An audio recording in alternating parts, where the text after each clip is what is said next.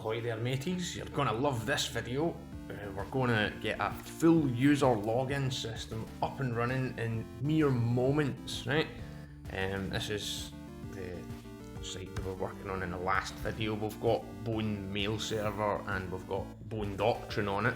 If I go to user/login, you'll see there's nothing there. We're getting a 404 page. However, we go into the terminal, open a new tab, we do our usual eval, the Docker thing, and then we go inside, so docker compose exec php/bin/bash. Once we're in here, we can say composer require Delboy 1978 UK/bone-user. So that's going to pop that in there. Let me just open up phpstorm while we're at it.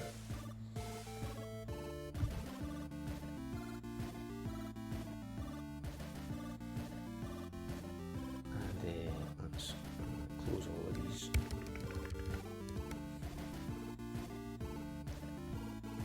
And we'll go into the packages because we need to add a package to enable it.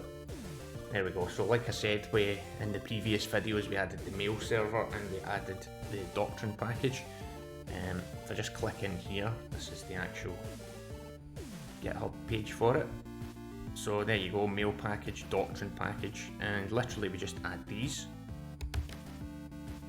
and then run a couple of commands which I'll show you in a second. Where are we? Behind this. Right, so that's already done. So let's pop them in here.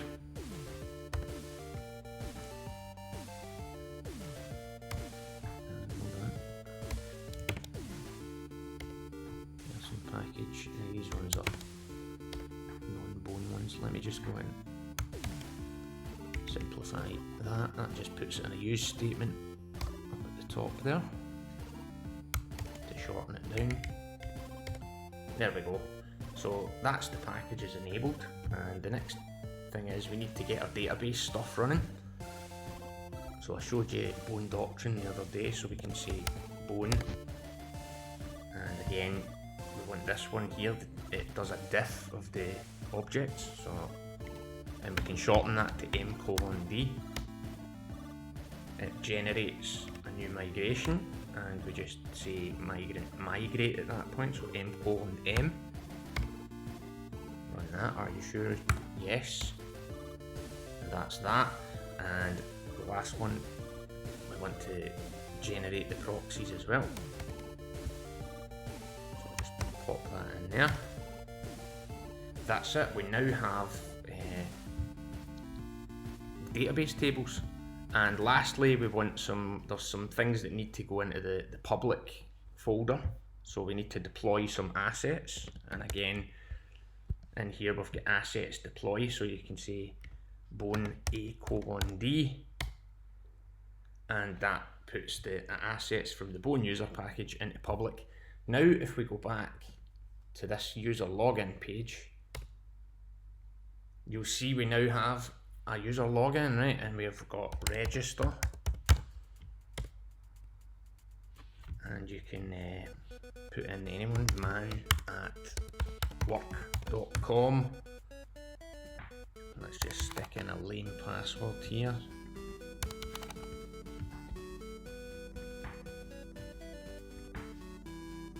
There we go, check your email. Now remember I said in the last video I'd be showing you how Mailhog works. It's really quite simple.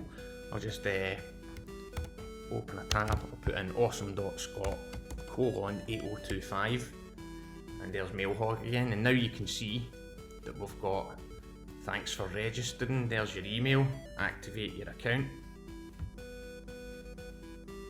bang, and you're activated. Get cracking, and there you go, you're in a home page. You can edit your profile, change your email, blah blah blah. Let's go into edit profile. You've even got in some daft avatars here, and you can put in your details here. Why is that pre-filled in? I don't know why that's pre-filled in. Or is that an example? No, it's not. Don't know why that was there. Possibly just my browser filling it in. You can upload your own one as well, or you can just choose one of these. And that's it basically. Yeah. You can see all the endpoints. Let's log out here. There you go. If I go into phpstorm in bone user, so I go into the package. There you can see the things. So we've got activate your account, change your password, change your email, edit profile, blah blah blah blah blah. So everything you need is there. It also comes with some middleware. So if you want to lock down a root, for instance, if we go into our own app here, let me just close that. App package. So we've got two roots here. We've got the home page and we've got learn, right? So click learn. There's this page. You can lock that stuff down literally just by saying middleware or middlewares if you want to pass an array of them. Middleware, right? And then you can just say auth, right? So what is auth? Let's just define that here. We'll say auth is, and if you look in the package bone user and just actually go into the package class, here's all the stuff that gets added to the dependency injection container. So we get the user service, it creates its controllers, etc. But here we've got Session Auth and Session Auth redirect, which will take you to the login page if you're not logged in. So we can literally call these from the container.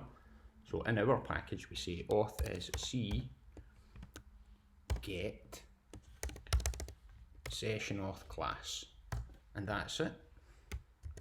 You've now locked this down. You must have a logged in user. If I now refresh that, walk the plank, you can't get in now unless you're logged in. So let's go to user login. What did I call them? Man at work. manatwork.com.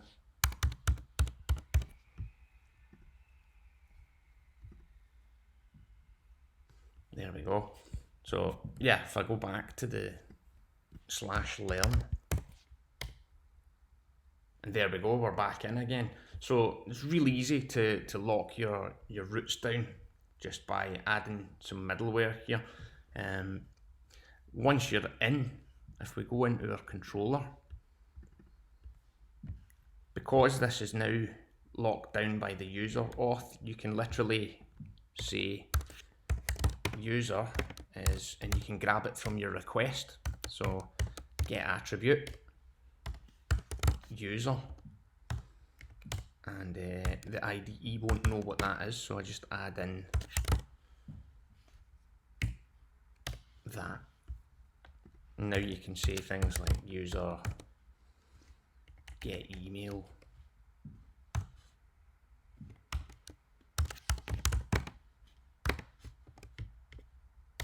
and I'll just var dump email to show you.